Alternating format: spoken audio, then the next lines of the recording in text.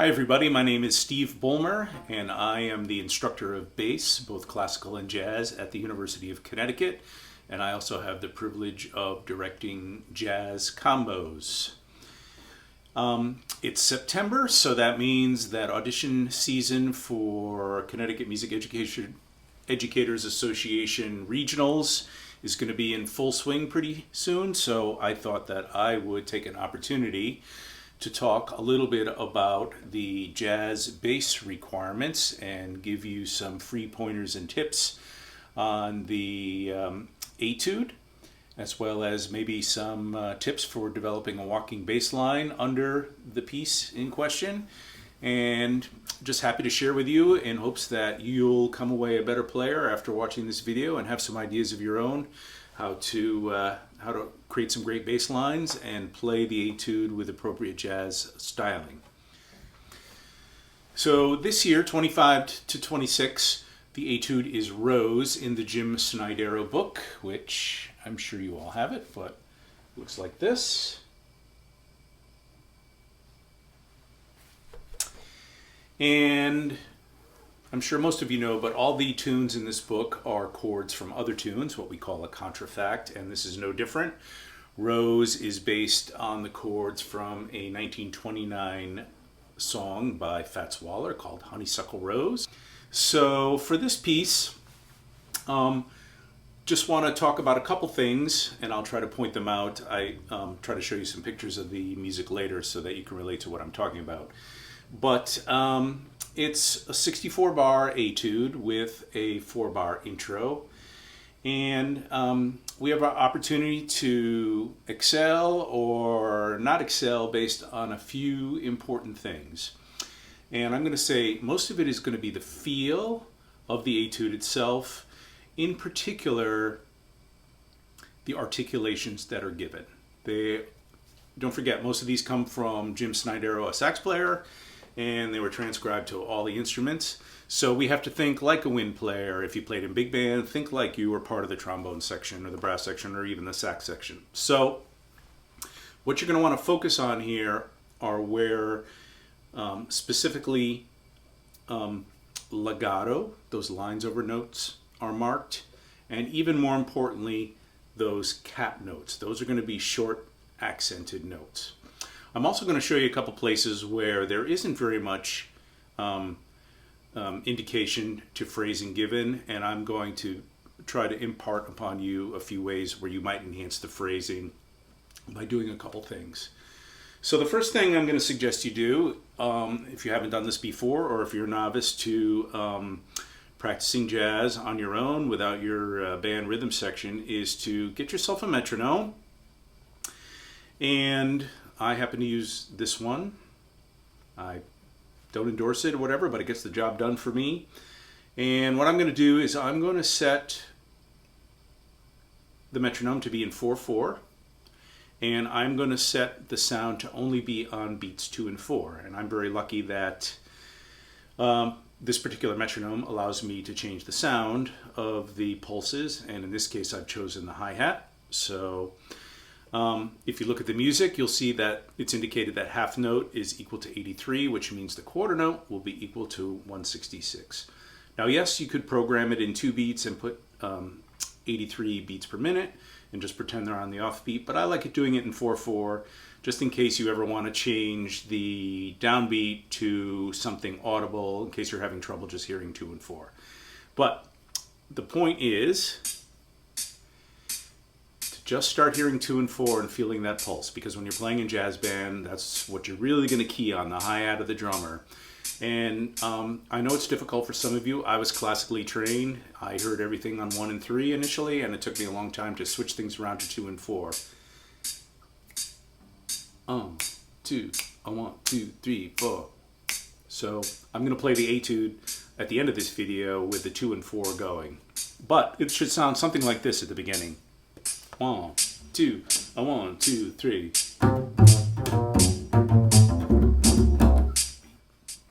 Okay, let's talk about the Etude itself. So we have a little introduction, and then when we get to the first line, you're going to find that, or I should say the first line of the chorus which is marked as measure 1 in the second line of the Etude, you're going to find a little 4-note lick that we're going to use a lot, and that's this one. That appears all throughout the Etude. So it would be very easy to play it all on the G string, which sounds pretty good. I'm going to encourage you to experiment with playing this shape across the strings. First finger on C, fourth finger on A, shift down a whole step, first finger on B flat. That's the minor third shape on the bass. The first finger to the fourth finger on the upright bass, and it works on the electric bass too. One thing I like about this is that you will eliminate the open string and you'll be able to control the feel of this little lick, I think, much more accurately throughout the piece.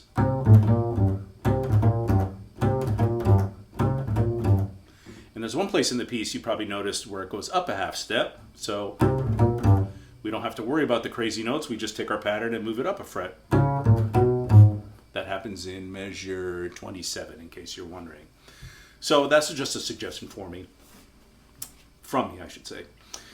All right, secondly, when we get to this little motif, we have the accent on the last note. I'm going to put a little accent at the beginning because it comes in on the beat 2 initially, and then the next measure comes in on beat 1. So if we have a little bit of an accent on the first note and the last note, it helps us kind of emphasize the hemiola rhythm between the two measures. 3, 4, 1. And gives a little bit jazz lift, if you will. And then the third measure, same thing, kind of exactly the same as the first measure. All right, in measure 4, we get a nice little triplet, and there's several ways to play this. Once again, I'm not going to try to use the open string. That's a little hard for me. What I'm actually going to do is I'm going to slur the first two notes. So I'm going to just do a hammer on, then pluck the third note, and then the other two notes.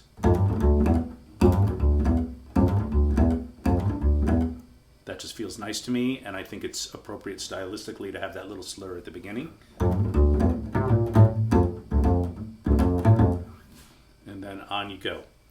All right, so I just want you to be careful with those caps. It's very hard to do them in all the places they say. So just be aware of that. Let's go down to measure 9, and I want to play these 4 measures for you because the end of the phrase is just 4 F's repeated, and there's no phrasing there, but I want you to do something with it. So here's measure 9. 3, 4, 1. So on those 4 F's, I want you to go do-ba-do-ba and put a little accent on the last beat, even though it's not marked there. But I think that'll give a little lift into the next measure and really complete the phrase, because that is the end of the phrase and it's got to sound like the end of the phrase. So here's measure 9 again. 1, 4, 1.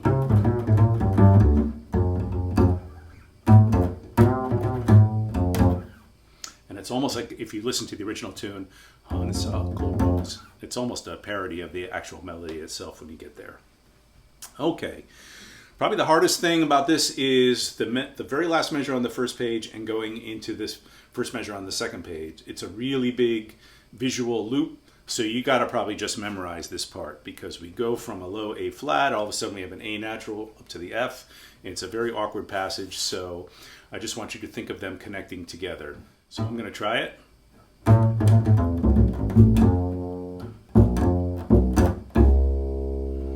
Have an opportunity to sustain notes like you do in measure 31. Take advantage of it.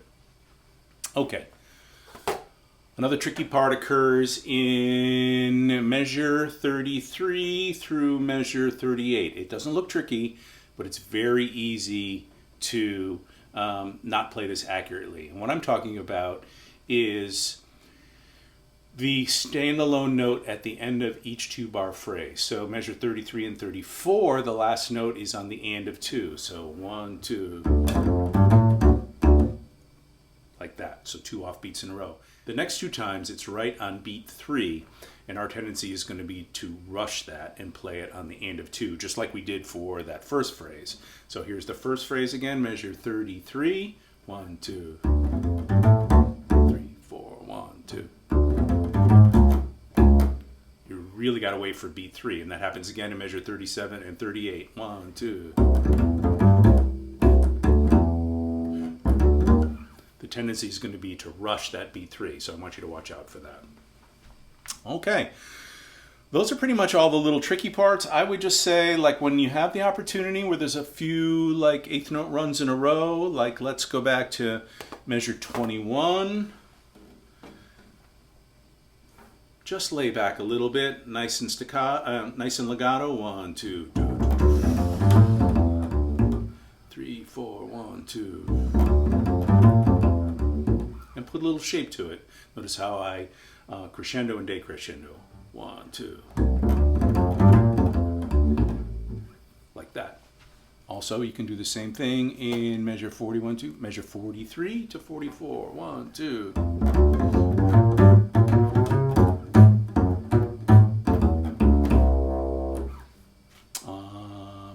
And then last two written measures of the piece.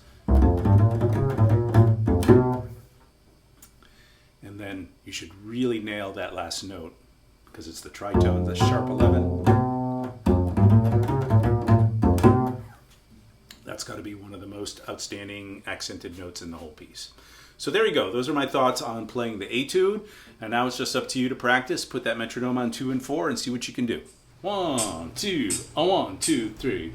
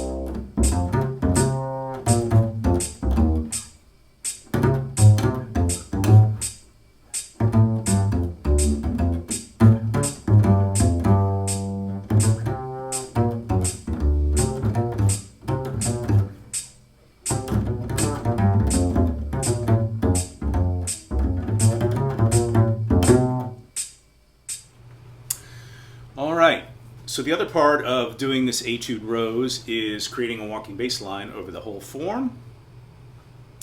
So when you go into the audition, ask the adjudicators if they want you to walk from the intro or just from chorus 1 and chorus 2. If it were me, when I got to the end of reading the Etude, I would just go into walking bass and go back to chorus 1, just as if you had played this as your solo, or if this was a head on a tune, and then you were going to go be the walking bass line person when you were done. Now the only thing, if you're going to do that, they forgot to put an extra measure on the end of the tune. It's only 63 bars. You need to add another measure, and in that measure I would put what we call a little turnaround back to the first chord at measure 1. The first chord at measure 1 is G minor, so I would put a little 2-5 or A minor 7 to a D7, 2 beats each, and then go back to bar 1. Okay, so say let me see, measure 61, I would do something like this. So 1, 2, 3, 4, 1. 3, 4.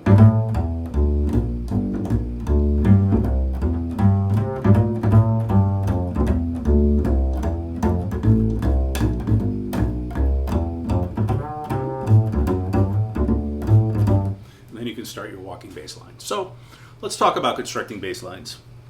So this is an old tune, so I'm going to suggest that you play fairly diatonically. You can have a few chromatic passing notes, but I would stick to roots and thirds and sevenths as your primary beat bass notes as much as you can here, but I'm going to show you a couple patterns. So first thing is, if you do end up playing the intro, or anytime there's two chords in a measure or two beats per chord, my initial go-to formula is to play the root and the third. That occupies two beats. So say we're at the intro, so A minor 7 would be A, C, A flat 7 would be A flat, C, and then the C happens to be a nice leading tone to D flat, which is in this second measure of the intro, and the third would be F, and then C7 would be C, E, F.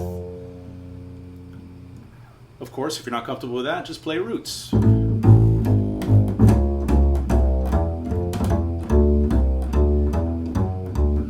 then start your walking. But the root third method usually works pretty well.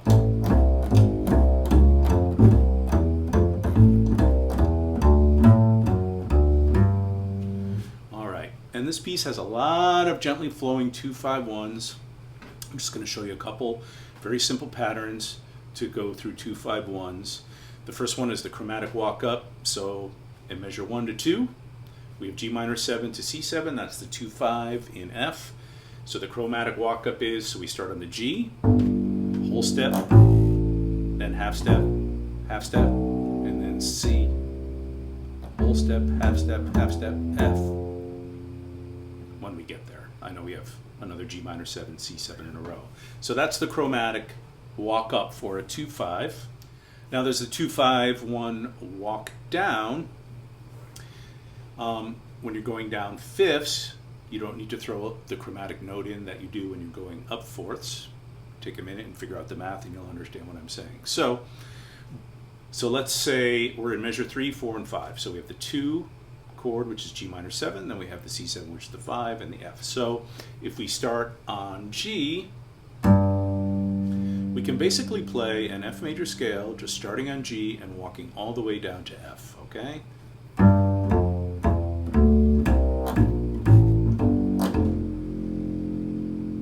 So here's the G minor 7, C7, and then we land on the F, all right? This particular tune offers us kind of a special opportunity because we have a 2-5 and then another 2-5. And one challenge I impose upon my students is to see if they can make very long directional bass lines instead of just hopping around within this part of the bass. Let's see if we can actually create some much more directional bass lines that give interest. And so here's a great opportunity. Do what I just did, but now we'll start in measure 1, and let's start up an octave. So I have my 2-5 descending,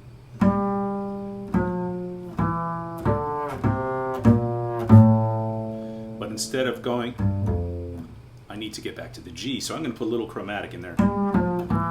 C,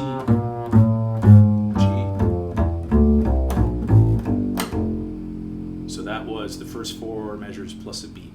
So you get a nice 2-octave descending bass line. So here's measure 1 to the downbeat of measure 5. 2, ready, go. C7, G minor, C7, F. All right. Now, some ideas about what to play when you have a chord that lasts 4 beats. There's a couple favorite patterns that you should practice that I like, and it simply evolves around either the arpeggio or little bits of scale for each chord. So the first one is 1, 3, 5, 3. So G minor 7, 1, 3, 5, 3. C7, 1, 3, 5. And you can fill 4 notes all day long if you do that. If you're not comfortable with that, you can do root, fifth, fifth, root, fifth, fifth. But that's not as sophisticated. The The other thing you can do is little scale snippets. So you can do 1, 2, 3, 1. There's all measure of G minor 7. Got the root on the strong beat, passing tone. Got the third on the next strong beat. So let's try that for a few measures. 1, 2, 3, C7, G minor 7. And then off to F we go. Of course, you can always arpeggiate the whole chord. F chord.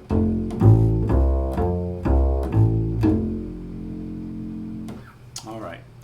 So the important part of being a bass player is obviously keeping the time, but the more we can do to infuse the harmonic intent of the piece at any one point is also going to be important. And what I mean by that is I look for opportunities where there are chords that are not in the default key signature itself, okay? It usually means we're going to another little key center temporarily before we come back to where the key center of a piece generally is.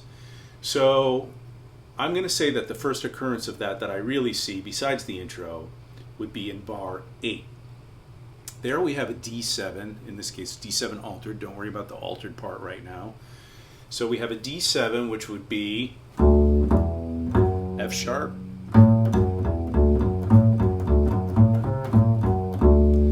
so it's got the F sharp, which is not in the key of F. So when I'm getting to that measure, I'm going to try to employ using an F sharp in my walking bass line to imply motion to the next chord. So let's say I'm in measure 7, so I'm on the F chord.